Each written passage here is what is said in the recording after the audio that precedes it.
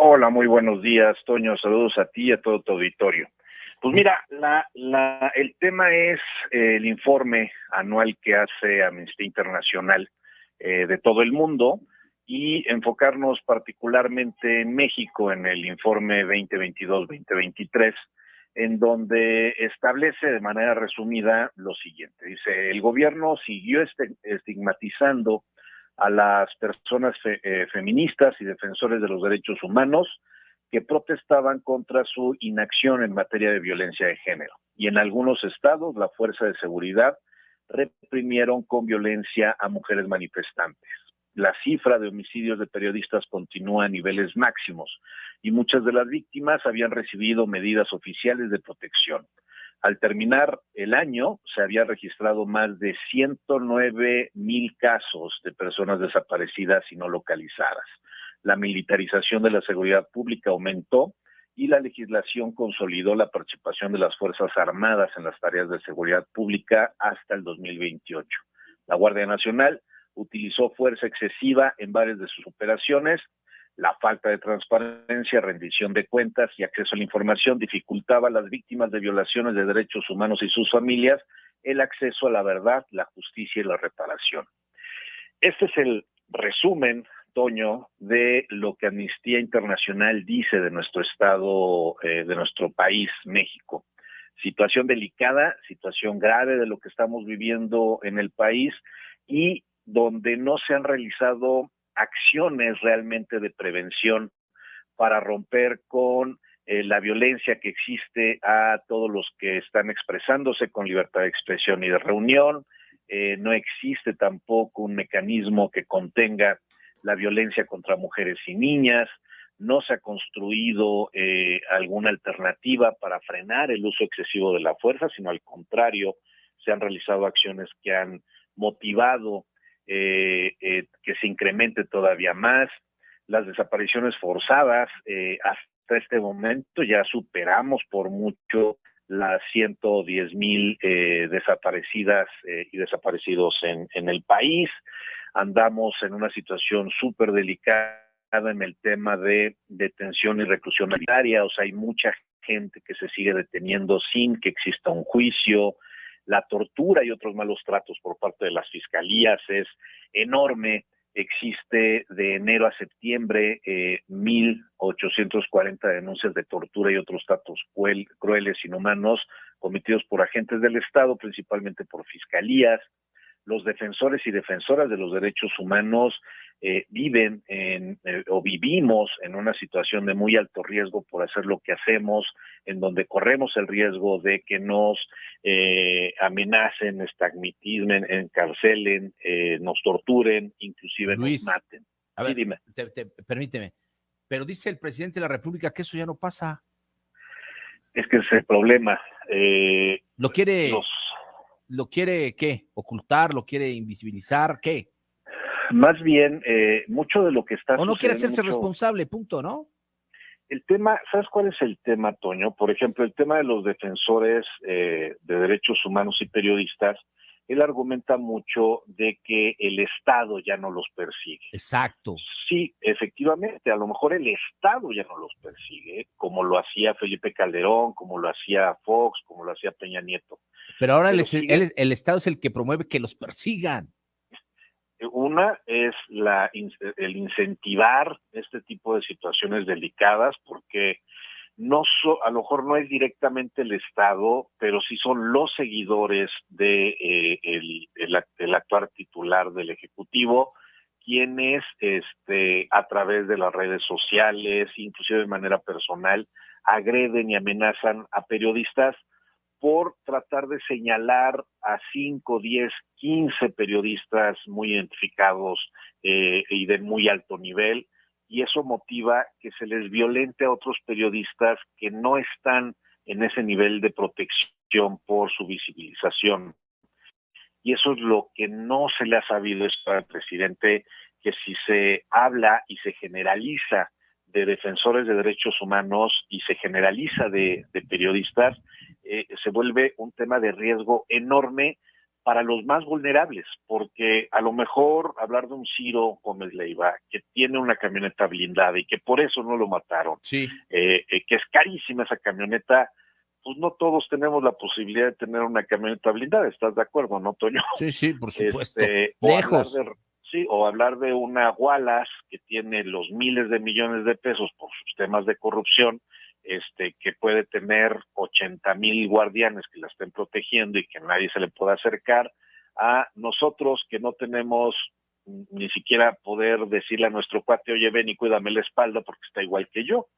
O sea, no se mide el nivel de riesgo en el que se nos ponen por hacer este tipo de situaciones. Un ejemplo muy claro es precisamente lo que le pasó a Nayeli la semana pasada, más bien las semanas antepasadas, con la presidenta de Izúcar de Matamoros, por ejemplo, ¿no? Sí. Y ese tipo de situaciones son las que no se miden y motivan precisamente que nos pongan en una situación de muy alto riesgo a todas y a todos en el país. Y eso es, ¿quién está fallando? ¿Estará fallando el presidente o estará fallando el mecanismo de protección de defensores y periodistas en riesgo, por ejemplo, en donde un titular de esta unidad, Enrique Irascoe, dice que no han podido generar las acciones necesarias para romper la inercia de agresiones que hasta el día de hoy prevalecen, y eso lo dijo en el 2022, estamos en el 2023 y estas agresiones, pues en lugar de disminuir, se han incrementado. Es una realidad que no se está haciendo nada porque se dice que no pasa nada. Y al decir que no pasa nada, entonces se está invisibilizando y se está agravando a la situación.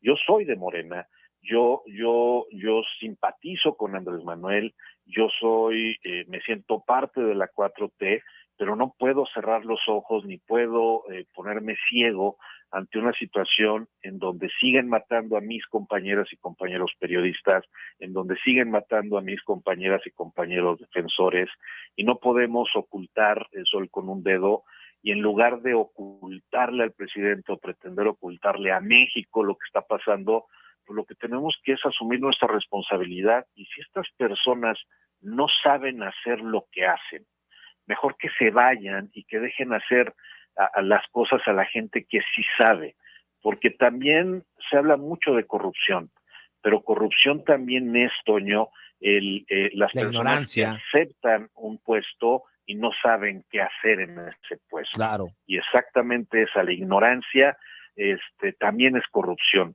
Y eso no podemos seguirlo tolerando. Necesitamos pensar que México sigue siendo un organismo vivo que se está descomponiendo, aunque se están logrando muchas cosas por algunos lados, hay unos lados como el tema y el mundo de los derechos humanos que no está pasando nada, que no se está resolviendo nada y que tenemos que construir hacia adelante. No podemos andar escondiéndonos ya de que no pasa nada, de que no está sucediendo nada, cuando se siguen aumentando las desapariciones, Toño.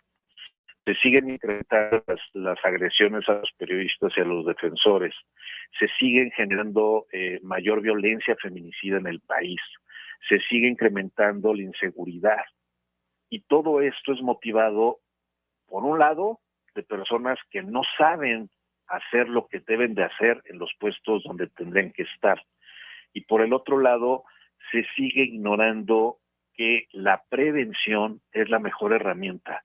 Ya han pasado 5 años casi, y necesitamos, y en estos 5 años, las acciones de prevención se empezarían a sentir ahorita. Desafortunadamente, como llegó gente que no sabe lo que hace, pues no está haciendo medidas de prevención, y eso es una situación delicada y grave, Toño.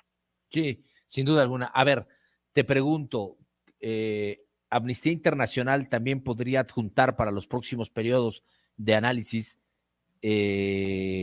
estas muertes de los 39 migrantes en Ciudad Juárez? Claro, este va a ser fundamental, el informe de el tema de la migración en el Estado mexicano, la militarización del Instituto Nacional de Migración, como la militarización de otras instancias como el aeropuerto, como el tema turístico, Claro. como la misma Comisión Nacional de Derechos Humanos y otras más que se han militarizado, que precisamente es un detonante de la sistematización o el incremento de la violencia. Esto que pasó en el Instituto Nacional de Migración es un pleito que existe entre qué es gobernación, es de relaciones exteriores. El mismo secretario de Gobernación ha dicho que no es él, que es otro, cuando administrativamente o operativamente, más bien organizacionalmente es de gobernación, pero operativamente dice que es de relaciones exteriores.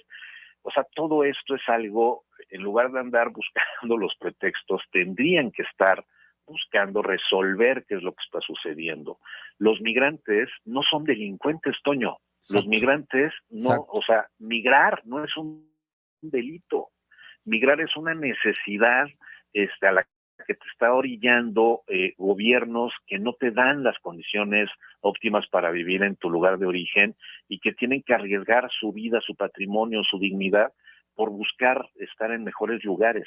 Migrar no es un delito. Un delito es lo que motiva que tengan que migrar. Delincuentes son los que obligan a la gente a tener que migrar. Esos son los delincuentes y esos son los que hay que perseguir, no a los migrantes. No pueden estar en cárceles, no pueden estar encerrados, no pueden estar encadenados, por más alborotados y alborotadores que pudieran ser.